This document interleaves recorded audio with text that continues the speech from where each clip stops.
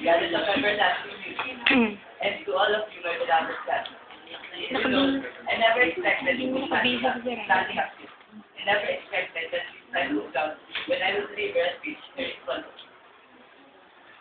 It's truly an honor for me for having a chance to stand here in front of you and share what I have learned in almost 4 years of having you. All of us should be proud of having those memories we've shared each other. Those were very precious things that money can buy. Those were everlasting treasures that can be used. Like everyone else, I take those treasures wherever I go and I think I live the right.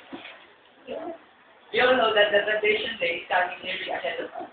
Being a part of many graduating students is truly a huge honor for me. Simply because I granted the chance to accomplish something I never thought I could. Thanks for the help of those people around me. Thank you, my dear family. I want to thank each and every one of you. I want to thank all of you for contributing and leading me to the right path into my success. First of all, I want to thank Mentor Elso. I want to thank him for being so patient on those things I did. I thank him for understanding. I thank him because he gave me an opportunity to feel what having a brother is. He was not a classmate, but a brother. I see him as a very good and cheerful person. Even though sometimes he wasn't funny. Thanks a lot, Mentor. Then to the admin, Franz Diaz, Raisen Manasala, Lloyd Manisi, Nazareno Mateo, and Vilas Conrad. I thank all of you for being with me in terms of success. Thanks of doctors and hackers for helping me to be assignments and by letting me to pass in time of exam. Thanks to hackers and Sholi, Micah Valencia, Polita Nieto, Dave Baut, Abigail Malabaran, Jamaica Mercado, Rian Guerrero, Delmiro Soli, Johnny Ligan, Denmark Moralita, Marian Paladay, Micah Bertolaso, Dara Aquino, Sandra Hilado, Jerome Sarlo, and Ricky Santos.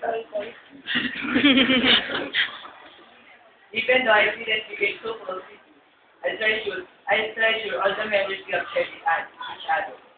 Then to March, Monique and Tito, Alexa Din Agra, Vicanti, like other people, I didn't become so close with each of you, but I didn't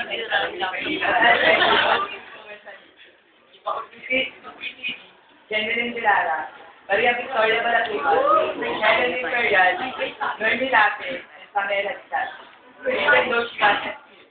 Thanks a lot. Thank you very much. Even though you called me monster, I'm very happy of that because you let me became a part of it. Thanks for the guidance you showed. To Maria and Victoria, I wish you not to have quarrel for unaccepted reasons. I wish your relationship to last forever and you guys became and to grow like that. I'm very Victoria.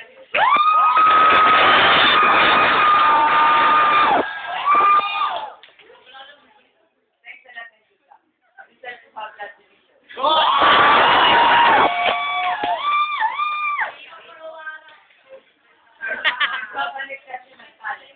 By the way, happy birthday.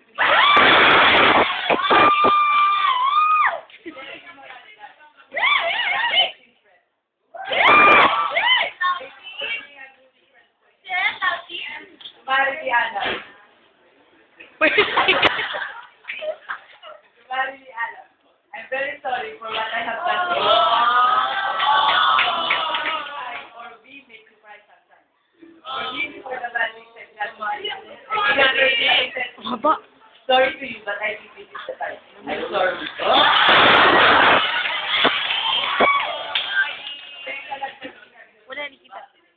Now that the end is already here, farewell to you, my friend. We'll see each other again.